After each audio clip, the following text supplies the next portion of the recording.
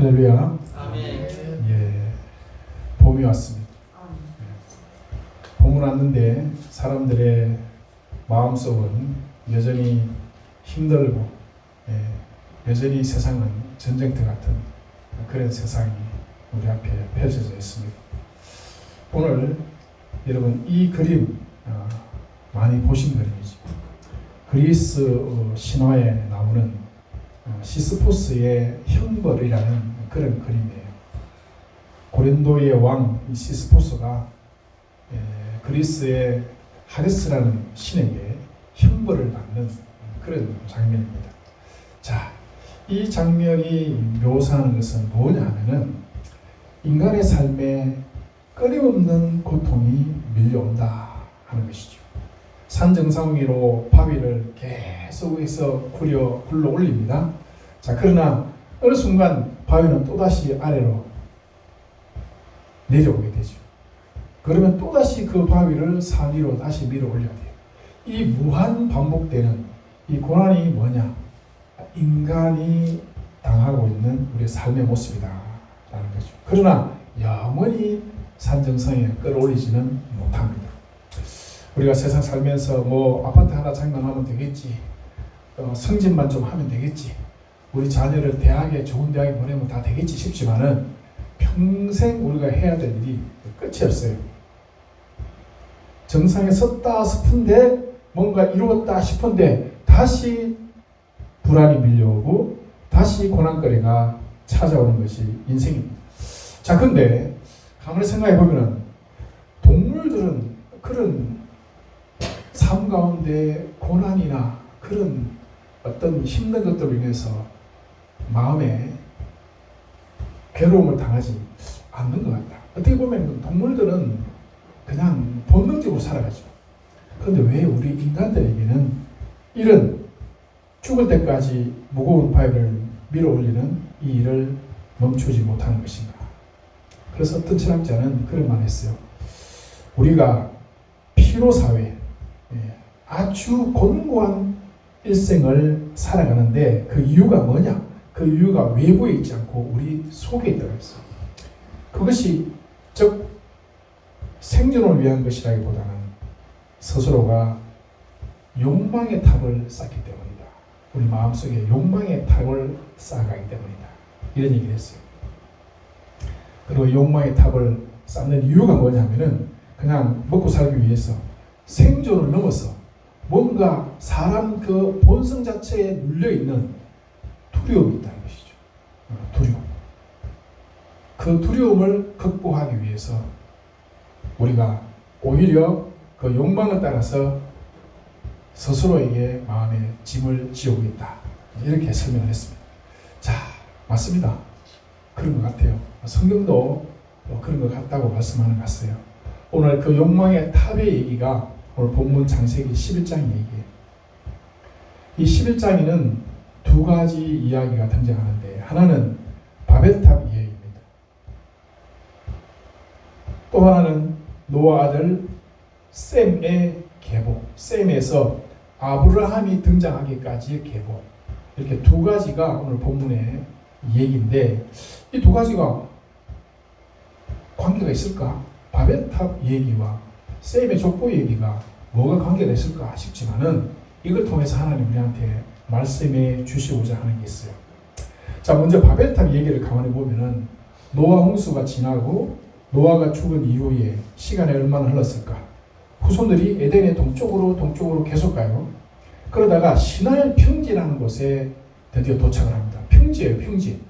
평지라는 곳은 이제 정착하고 거기에서 뭔가 열매를 따고 뭔가 이룰 수 있는 그런 환경이 거기 있더라. 이런 뜻이죠. 거기서 서로 말합니다. 야, 벽돌을 견고히 굽자. 그래서 성과 해를 쌓아서 하늘에 닿게 하고 우리 이름을 내고 지면에 흩어짐을 멸하자. 자, 그래서 만든 게 뭐냐면은 바벨이라는 성읍과 바벨탑이다. 이렇게 볼 수가 있는 것이죠. 자, 왜 바벨탑을 쌓고 바벨 성읍을 이 사람들 여기에서 건설하게 되었는가? 가만히 이 행동의 본질을 보면은 흩어지지 말자는 거예요. 흩어지지 말자. 이름을 내자, 하늘까지 쌓자, 흩어지지 말자. 여러분, 이 말 속에 느껴지는 감정이 있죠. 그게 뭐예요? 우리 흩어지지 마. 흩어지면 안 돼. 거기서 느껴지는 감정이 있습니다. 그게 뭐예요? 존재가 불안하다는 거예요. 불안한 거예요. 흩어지면은 불안해. 그래서 어떻게 하든지 뭉치고 그 뭉친 힘으로 뭔가 자꾸 이루어야 되고 계속해서 뭔가 하려고 하는 그게 뭐냐면은 인간 본성에 존재하는 그런 두려움이 있다는 것이죠. 이것을 세상의 철학자들은 인간이 불안한 근본적인 이유는 죽음이라는 것이 인간에게 온다는 것을 알기 때문에 인간들은 스스로 두려워할 수밖에 없다. 자, 그런데 신앙의 눈으로 보면은 이렇습니다. 조나단 에드워즈라는 유명한 사람 잘 아시죠? 이 사람은 타락한 인간의 내면에 뭐가 있느냐? 진노하시는 하나님이 계신다는 거예요. 타락한 인간의 내면에 진노하시는 하나님에 대한 무의식적인 두려움이 있다는 거예요. 여러분 어떻게 생각하십니까? 인간의 내면에는 죄인이잖아요. 나쁜 짓을 하면은 경찰서 앞을 지나가면 왠지 그냥 신경 쓰여요. 옆에 경찰관만 지나가도 경찰차만 지나가도 혹시나 지잡으러 오는 거 아닌가 싶어서 그걸 보낸다는 거예요. 그거 같은 심리예요. 죄인인 인간이 하나님 앞에 뭔가 두려울 수밖에 없는 하나님의 영이 이미 떠났죠. 홍수가 임하기 전에 하나님의 영이 떠났고 육체가 된 인간에게 하나님이 심판하셨어요. 그러한 그 심판에 대한 두려움이 인간의 DNA 속에 남아 있다는 것이죠. 그래서 심판을 피할 수 있는 무언가를 우리가 만들자. 우리 뭉치자. 그래서 그 두려움을 좀 피해보자. 그 이름이 뭐냐? 바벨이라는 거예요. 바벨. 히브리어보다 훨씬 더 고대 언어이면서 당시에 이 메소포타미아 문명을 상징하는 언어가 뭐냐면은 아카드어라고 있어요. 아주 어떻게 보면 인류 첫 문명 언어라고 볼 수 있는 그 아카드어로 이 바벨탑은 밥일루라는 그런 이름을 붙였어요. 이게 뭐냐면은 신의 문이라는 뜻이에요. 신의 문. 바벨탑을 쌓아가지고 이거 우리 신의 문을 쌓잖아. 이걸 통해서 신에게 우리가 도달하도록 하자. 그 이름이 신의 문이에요. 여러분, 하늘에까지 닿자 하는 이것이 이 바벨에서만 나타난 현상이 아닙니다. 또 어디 있었어요? 창세기 3장에 보면 타락한 아담과 하와가 하나님같이 된다라고 하는 그 욕망, 하나님같이 된다라고 하는 그 욕망이 지금 점점 더 싹을 피워가지고 이제는 탑을 쌓고 하늘의 문을 만들어서 하늘로 올라가겠다라고 하는 이런 인간들의 이 속된 말로 죽음을 향해서 달려가는 그런 지금 행진을 하고 있는 것이죠. 하나님이 아니라 우리 이름을 내자. 보세요. 하나님의 형상이 하나님의 형상은 누구 이름을 내야 돼요? 하나님의 이름을 드러내는 존재가 하나님의 형상인데 이제는 우리 이름을 내자. 그리고 우리가 흩어지지 말자. 우리가 이제 하늘까지 닿자. 특별히 당시의 기술 문명이 여러분 보세요. 인간들은 돈이 생기고 능력이 생기면 하나님에게서 자꾸 떠나려고 해요. 하나님에게서. 돌이 아니라 벽돌로 쌓자. 진흙이 아니라 역청을 만들어서 정교하게 쌓아 올리자. 이 뭐예요? 자연적인 것이 아니라 이제는 문명이 생기기 시작하고 뭔가 과학이 발전하고 기술이 발달하니까 그걸 가지고 하늘에 닿는 문을 만들겠다라고 하는 이게 창세기 시대나 지금 현재 오늘날 우리가 살고 있는 시대나 결코 다르지 않습니다. 신의 문 이걸 통해서 결국은 인간은 자아를 지금 신격화하는 상태에 와 있어요. 우리 시대 보세요. 전부 사람들이 자기 자신 하고 싶은 대로 살면 된다. 내 마음대로 살면 돼. 내가 즐겁게 살면 된다는 그런 사고방식이 다 빠져 있어요. 이게 뭐냐? 하나님 없이도 우리는 얼마든지 잘 살 수 있다라는 그 일종의 그 문명의 문화의 체면에 지금 계속 우리가 걸려 들어가는 거예요. 세상 문명과 세상 문화는 우리의 그런 체면을 걸어요. 하나님이 어디 있냐? 하나님 아닌 너의 것으로 네가 얼마든지 행복할 수 있다. 특히 창세기 오늘 본문을 보면은 인간들이 바벨을 쌓으면서 자, 뭐 하자 이렇게 나오잖아요. 자, 벽돌을 굽자. 자, 성읍과 탑을 쌓자. 자, 우리가 하자. 이게 뭐냐면은 흉내내는 거예요. 창세기에 우리 하나님께서 삼위 하나님이 세상을 창조하시고 만드시고 경영해 나가시는 이걸 지금 흉내내는 거예요. 하나님이 필요 없다. 이제 우리가 하면 된다. 우리가 하나님이다. 이게 오늘 본문 가운데 자라는 말이 바로 그 의미를 담고 있는 것이요. 다시 말해서 하나님의 창조의 은혜를 흉내내는 인간판 창조 선언을 하고 있는 거예요. 우리가 창조할 수 있어. 우리가 하나님처럼 될 수 있어. 라는 것이죠. 어떻습니까? 오늘날 우리 문명과 닮아있지 않습니까? 칼빈이라는 사람은 인간이 하나님으로부터 독립하려는 것을 미친 시도다 그랬어요. 인간이 하나님으로부터 독립하는 것은 미친 시도라는 거예요. 사실 훗날 느부갓네살이 바벨론 제국을 세워요. 자 보세요. 바벨탑과 바벨론 제국은 닮아 있는 거예요. 바벨론 제국을 세웠을 때 짐승의 그 어떤 교만의 모습을 보여줬죠. 그 원형이 이 바벨탑에 있다. 그런데 성경을 가만히 보면은 하나님은 인간들의 행위에 대하여 우려하고 계시잖아요. 그들의 언어를 혼잡하게 하셔서 하나님을 대적하려고 하는 그 행위를 흩어 이제 버리셨습니다. 참 성경을 기록하는 저자가 정말 많이 신경을 썼구나 싶은 것이 뭐냐니까 언어 유희가 나와요. 언어 유희.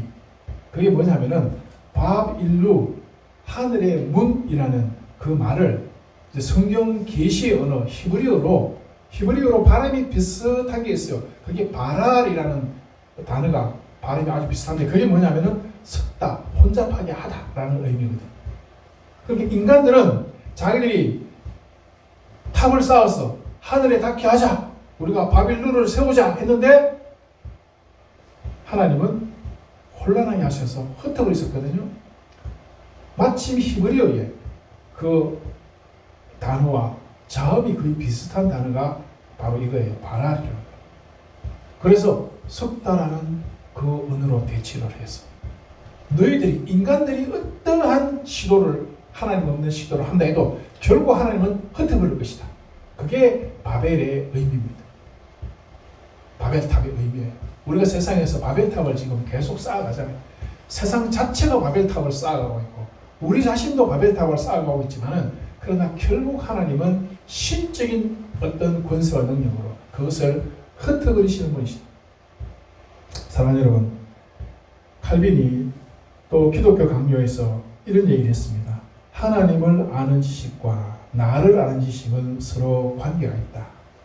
하나님 아는 지식과 나를 아는 지식은 서로 관계가 있다 그랬는데 이 굉장히 중요한 말이에요. 무슨 말이냐면은 하나님을 떠나면은 나라는 인간의 존재를 정의하기가 어려워. 바로 그 말이에요. 하나님이 토대가 되지 아니하고 하나님이 기준이 되지 아니하면은 우리는 세상에 있는 것들을 정의하기가 굉장히 어렵습니다. 하나님께서 창조하신 것이다. 그러면 딱 맞아 떨어져요. 그런데 세상의 삼다만상을 바라볼 때 도대체 이게 어떻게 생겨났는지 알 수가 없잖아. 그러니까 그걸 어떻게든지 유출을 해서 그걸 만들려고 하지만은 그것들은 다 허무한 거예요. 그걸 하나의 설에 불과한 것이지 알 수가 없는 거지. 인간의 존재에 대해서도 그렇지 않습니까? 인간은 누구냐라고 했을 때 글쎄 우연히 어쩌다가 세포 하나가 생겨가지고 그게 점점 진화되고 원숭이가 돼가지고 그 원숭이가 사람이 됐다? 그냥 이렇게 밖에는 어떻게 설명할 방법이 없는 거지. 그러나 하나님 아는 지식이 있는 사람은 아니야. 하나님께서 창조하셨다. 하나님이 기준이 될 수 있어요. 하나님을 아는 지식이 있으면은 세상의 모든 것들의 기준을 세울 수가 있는데 하나님 아는 지식이 없으면은 우리 삶에 나타나는 모든 것들, 고난의 이유도 알 수 없고 우리 삶에 나타나는 기쁨과 감사의 이유도 우리는 절대 알 수 있을 수 없어요. 왜 태어났는지, 왜 살아가는지, 인생이 어디로 가는지 아무리 많은 세상에 지혜 있는 사람이 그것을 찾아도 답을 찾을 수 없습니다. 그러나 하나님에 대한 지식이 있다면 우리는 그걸 근거로 해서 삶에 대한 정의를 내릴 수가 있는 것이죠. 특히 오늘 이 바벨의 얘기가 적실성을 갖도록 하기 위해서는 원래의 이스라엘 백성들에게 이 바벨의 얘기는 어떤 의미를 가지고 있었던가 이걸 한번 생각해 봐야 돼요. 바벨의 사건의 얘기가 우리에게 적용되는 사건이 맞아요. 그러나 우리보다는 당시에 직접적으로 들어야 했던 사람이 누구냐면 출애굽하고 보면 이스라엘 백성들이거든요. 그 사람들에게 바벨탑의 얘기는 바벨 성읍을 만드는 얘기는 어떤 의미로 들렸을까? 신할 평원에 드디어 정착을 합니다. 성읍을 이루고 문명을 이루고 살아가기 좋은 곳이었어요. 더 이상 다른 곳을 찾아도 될 필요 없을 정도로 아주 좋은 그런 장소에 드디어 도달했어요. 자, 이 바벨의 경고는 아마 제가 생각할 때 광야에 이스라엘이 들어가는 젖과 꿀이 흐르는 가나안 땅의 모습을 지금 상징하고 있다. 그렇게 봐요. 가나안 땅에 딱 들어가 보니까 포도송이가 이따만 하거든요. 이야, 여기에 곡식을 심으면 정말 수확을 할 수 있겠다. 더 이상 이제 우리 떠돌이 생활하지 말자. 우리 이제 더 이상 유목민 생활하지 말고 이제 정착해서 우리도 멋지게 한번 문명을 만들어보고 멋지게 한번 살아보자. 이런 유혹이 이스라엘 백성들한테 있는 거예요. 있었어요. 실제로 가나안 땅에 들어가서 그렇게 했습니다. 그래서 하나님은 모세는 하나님으로부터 받은 그 영감을 가지고 이스라엘 백성들에게 이 바벨탑 사건의 얘기를 전해주는 거예요. 너희들이 가나안 땅에 들어가면 거기는 아마 신할 평원과 같은 그런 멋진 그런 장소가 너희들 앞에 펼쳐질 거다. 거기에서 너희들이 무엇을 해야 할 것이며 무엇을 하지 말아야 할 것인가에 대해서 지금 이 사건을 통해서 일러주고 있는 것이죠. 바벨의 이야기에서 여러분 우상 이름은 직접 등장하지 않습니다. 뭐 바알이나 아세라나 우상 이름은 직접 등장하지 않지만은 그 내용을 보면 우상이에요. 그렇죠? 안 그렇습니까? 우리 이름을 내고 하나님 이름이 아니라 우리 이름을 내고 누가 우상이 되었어요? 우리가 우상이 되었어. 내가 우상이 지금 되어 있는 거죠. 사람이 우상이 되었어요. 우상의 핵심이 하나님 안에는 다른 걸 섬기는 거거든. 그러니까 바벨 사건에도 이미 우상은 거기 존재하고 있는 거죠. 흩어짐을 면하자.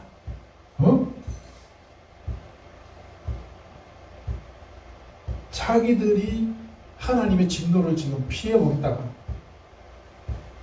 벽돌과 역청 만드는 것도 스스로 안전한 세상을 우리가 만들어 보겠다는 거예요. 하나님 없이 뭘 하겠다는 것은 그 자체가 우상이에요. 그리고 바벨탑 자체가 우상으로서 존재했던 것이죠.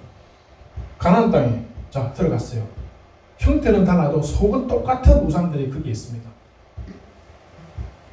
자연적으로 하나님께서 베풀어 주시는 어떤 은혜들이 우상의 것으로 전부 다 둔갑을 하죠. 가장 큰 우상이 뭐예요? 가장 큰 우상. 가나안 땅에 들어갔을 때. 그러니까 결국은 풍요의 우상입니다. 풍요.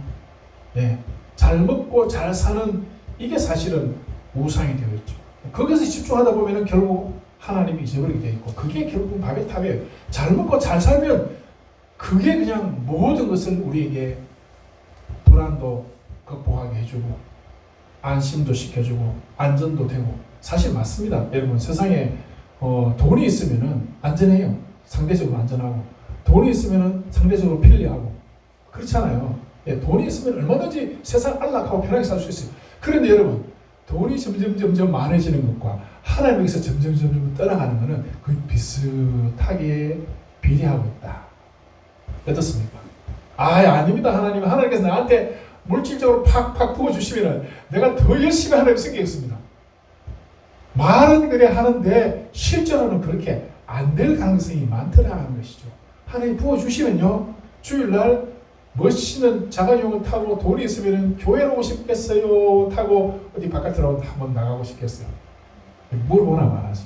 그러니까 이 인간의 그 속성 그게 바로 우상인데 이스라엘 백성들은 가나안 땅에 들어가서 마치 신할 평원에서 하나님 없는 우리가 뭔가 할 수 있는 것을 이루어보자 하는 것과 똑같은 그런 상황이 가나안 땅에 있다. 그러니까 벌써 경고하는 것이죠. 그렇게 가면 하나님께서 너희들 어떻게 하신다? 흩어버리실 수 있다. 흩어버리실 수 있다. 경고해요. 실제로 가나안 땅에서 이스라엘 역사가 흩어짐을 당했어요? 안 당했어요? 흩어짐을 당했죠. 예, 흩어짐을 당했어요. 북쪽 지파들은 어디 갔는지 다 사라져버렸어요. 싹 다 사라져. 하나님께서 흩어버린다 그랬거든요. 진짜 흩어버리고 없어요. 결국 남은 거는 유다 지파가 하나 남았어요. 그래서 유대인이 된 거잖아요. 유대인 돼가지고 이스라엘이라고 만들어 놨지만은 결국 하나님은 바벨탑 사건을 통해서 경고하신 그게 결국 가나안 땅에서 그대로 성취되었다. 오늘날은 우리에게도 결국 똑같은 하나님의 경고가 있는 거예요. 너희들이 지금 뭘 하고 있나? 뭘 탑을 쌓고 있나? 파스칼이라는 사람의 말을 빌리면은 인간의 불안의 원인이 뭐냐 하면은 무한한 심년이다. 무한한 심년. 이미 들어보신 말이지만은 인간의 내면 속에는 오직 하나님만 채울 수 있는 무한한 빈 공간이 있다는 거죠. 사람 속에는 빈 공간이 있어. 이 빈 공간 채우려고 사람들이 굉장히 노력을 해요. 오만 것 가지고 다 채워보려고 해요. 그런데 채워지느냐? 안 채워진다. 그 빈 공간이 제가 생각할 때는 하나님의 신이 떠나고 난 그 빈 공간이에요. 하나님의 신이 떠나고 난 그 빈 공간. 거기에 다른 것으로 채워가지면 안 돼. 그게 결국은 그 자리에 들어오셔야 될 분이 누구세요? 하나님의 신이 다시 들어오셔야 돼요. 하나님의 신, 성령, 하나님의 아들, 예수 그리스도 그분이 들어오셔야 비로소 우리의 인생의 빈 공간이 채워지는데 사람들은 그렇게 못하고 있다 하는 것이죠. 사랑하는 여러분, 우리가 곰곰이 생각해 보면 사실 세상에 필요한 거 너무 많습니다. 정말 필요한 거 많고 있어야 될 거 많은데 좋습니다. 그걸 위해서 우리가 하나님께 구해야 돼요. 채워 넣어야 돼요. 자, 그러나 더 본질적으로는 그것을 주시는 분이 그것을 채우실 분이 하나님이시니까 어떻게 하든지 하나님한테 엎드려야 돼요. 어떻게 하든지 주의 이름을 부르고 하나님을 사모하면 분명히 하나님은 우리가 생각하지 못하는 그런 은혜를 분명히 베푸시는 분이시다. 자, 이어서 두 번째로 드리고 싶은 말씀이 뭐냐면은 이 화려한 아카드 어원을 가진 이 바벨의 혼란, 흩어짐 그 직후에 투박한 히브리어 족보가 하나 등장합니다. 이 족보는 결국은 아브라함이라는 한 사람에게 이제 초점이 맞춰지게 되는데 인류 전체가 실패한 자리에서 하나님은 아브라함을 불러서 열방을 구원하시는 구원의 역사를 이제 시작하시는 거예요. 어떻게 보면 창세기의 모든 것들이 배경이라면 창세기의 모든 것들이 하나님의 어떤 구속 역사의 배경이에요. 그런데 이제 아브라함부터는 그 구속 역사를 본질적 실제로 시작하시는 이제 그 모습, 그걸 딱 연결시켜 주는 건데 참 성경 읽을 때 기가 막히다. 야, 정말 어떻게 이렇게 했을까 싶어요. 한번 여러분 생각해 보세요. 여기에도 정말 놀라운 아주 신박한 어느 유의가 하나 등장합니다. 이스라엘 백성들이 이스라엘 백성이 아니라 이 사람들이 우리 이름을 내자. 우리 이름을 내자 하면서 바벨탑을 쌓았잖아요. 그렇죠? 하늘까지 올라가려고 바벨탑을 쌓았어요. 그런데 우리 이름 이게 뭐냐면은 셈이라는 말이에요. 셈. 우리 셈을 내자 이거야. 우리 이름을 내자. 우리 셈을 내자 했는데 하나님이 어떻게 했어요? 흩어버렸죠. 너희가 너 이름을 내고 너희들이 하늘에까지 닿겠다고? 너희들이 스스로 구원하겠다고? 안 돼. 바로 이어서 노아의 아들 셈의 족보가 시작이 돼요. 이름이라는 셈하고 노아 아들의 이름 셈하고 스펠링도 똑같고 발음도 똑같아요. 그리고 결국 그 셈의 족보를 통해서 누가 와요? 아브라함이 오고 아브라함을 통해서 누가 옵니까? 예수 그리스도 오시거든. 그러니까 너희들이 바벨탑을 쌓고 너희들의 셈을 내고 너희들이 셈 하지만은 결국 너희들의 셈은 실패. 결국 너희들을 하늘에 오르도록 구원하시는 내가 누구시다? 하나님이시다는 걸 밝혀주시면서 그 셈의 족보를 통해서 오시는 아브라함을 지금 소개하는 그 족보가 바벨탑 사건과 딱 붙어있다. 굉장하지 않습니까? 놀라야 돼요. 성경을 연구하면서 이런 걸 보면서 정말 모세가 정말 기가 막히게 그 구원의 진리를 우리에게 보여주고 있구나. 바벨탑 사건과 이어지는 셈의 족보는 출애굽하는 이스라엘 백성들에게 주시는 강력한 메시지가 있어요. 그게 뭐냐? 너희들이 스스로 뭘 하겠다는 시도를 멈추라는 거예요. 알겠죠? 이스라엘 백성들은 너희들이 가나안 땅에 들어가거든. 거기서 너희들이 스스로 뭘 해보겠다라는 생각은 멈춰라. 그거는 안 된다는 거지. 그렇게 하면 내가 흩어버릴 거다. 그 대신에 하나님의 은혜를 구하라는 거예요. 너희들이 위로 올라고 하지 마라. 내가 내려가서 내가 너희들을 구원하겠다. 이게 지금 여기 있는 거죠. 시편 127편 1절에 여호와께서 집을 세우지 아니하시면 세우는 자의 수고가 헛되다. 여호와께서 세워야 되는 것이지. 너희들이 세우려고 인간적인 수단과 방법 다 동원해 봐도 결국 그건 되는 게 아니야. 제가 목회하면서 그런 걸 많이 느꼈어요. 하나님께서 그냥 사용하시는 거예요. 하나님 저를 그냥 사용하시는 거지. 내가 뭘 해보겠다 해서 되는 게 없어요. 그냥 하나님을 갖다 놓으면 저는 거기 가서 제 할 일 하면 그냥 하나님이 해나가시더라고요. 아시겠죠? 여러분 그렇습니다. 그러니까 여러분들이 꿈꾸지 마세요. 내가 뭐 비전을 세우고 내가 뭘 해보겠다 하면은 결국 그게 인간적인 수단과 방법에 들어가게 되고 결국은 하나님께서 원치 않는 방법이 동원될 수 있어요. 기도하면서 하나님께서 허락하시는 범위 내에서 더듬어 가면 분명히 하나님은 은혜를 베푸신다. 자, 우리가 벽돌을 만들자. 하늘에 닿자. 하지만 하나님은 자, 우리가 내려가자. 그러시잖아요. 오늘 본문을 보면은 이 바벨탑 쌓는 사람들도 자, 우리가 짰어. 하잖아요. 근데 하나님도 자, 우리가 내려가자. 보세요. 딱 너희들이 자 하지만 그거는 안 돼. 우리가 할 거야. 삼위 하나님이 하신다. 여러분, 결국 우리가 이미 잘 아는 대로 예수 그리스도를 통해서 하나님 나라가 시작이 되고 또 성령을 통해서 이제는 본격적으로 바벨탑에 그 무너지고 흩어진 것들을 성령을 통해서 하나님께서 다시 세우신다는 것이 오순절 그 방언의 역사 가운데 나타났죠. 바벨탑에서는 언어가 다 흩어졌지만 오순절 성령이 임하니까 모든 사람들이 다 그 방언 가운데 그 제자들의 설교를 세계 모든 곳에서 온 사람들이 다 알아들어 흩어진 언어를 다시 하나로 모으시고 구원의 역사를 다시 본격적으로 시작하시는 분이 누구시다? 하나님이시다. 예수 그리스도를 통해서 성령으로 그렇게 하시나요? 여러분 그렇습니다. 요한복음에 의하면은 인간이 하늘을 뚫어서 절대로 올라가는 것이 아니고 말씀이 하늘에 있던 말씀이 육신이 되어서 이 땅에 내려오셨어요. 그분이에요. 그분.